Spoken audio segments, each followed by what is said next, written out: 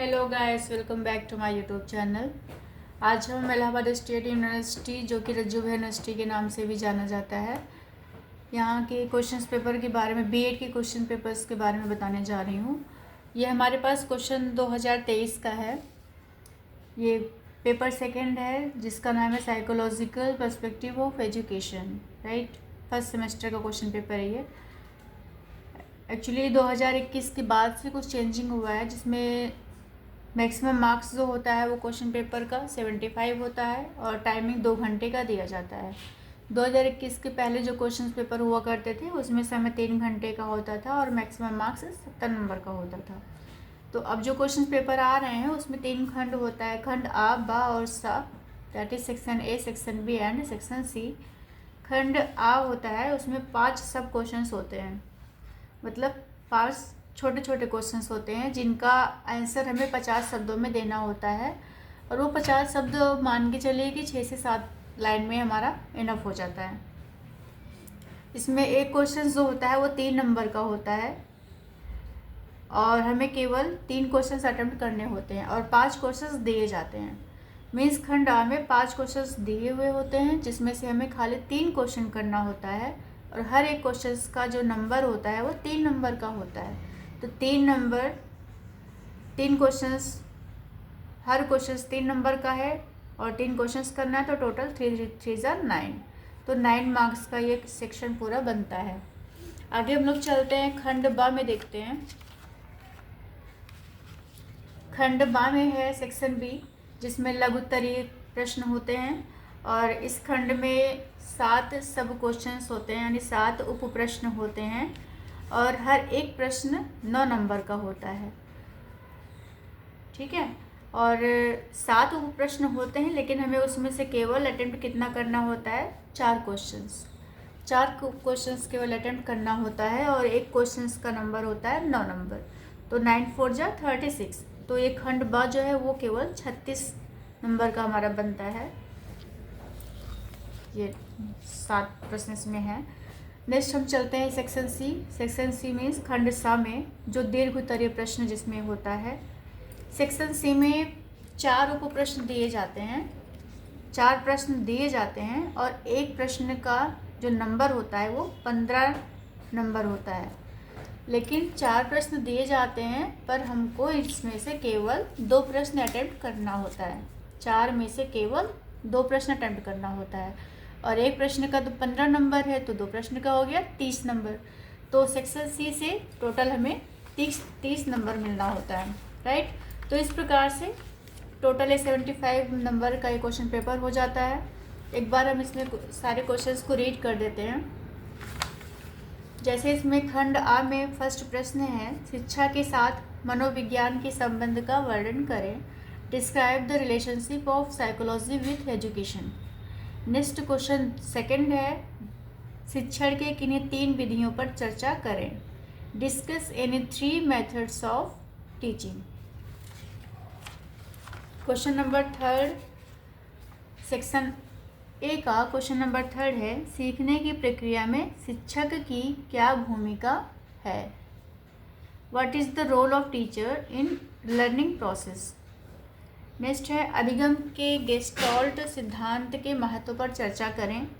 Discuss the importance of Gestalt theory of learning. सीखने में प्रेरणा की भूमिका क्या है। What is the role of motivation in learning. अब हम चलते हैं सेक्शन बी, खंड बा।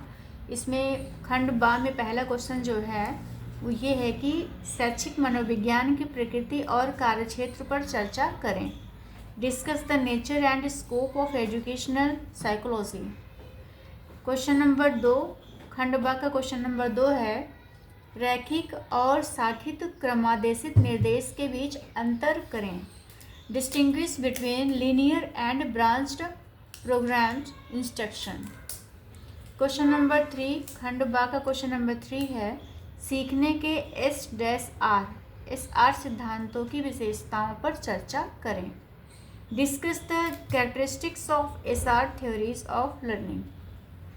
Next question number 4, section B का क्वेश्चन नंबर 4 है, शिक्षण के किन्हीं 5 सिद्धांतों का वर्णन करें। उपयुक्त उदाहरण देकर इसे समझाइए।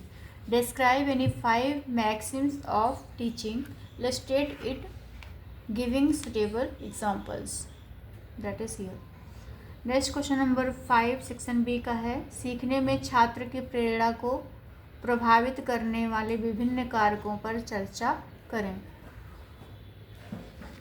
Discuss various factors that influences the students motivation in learning.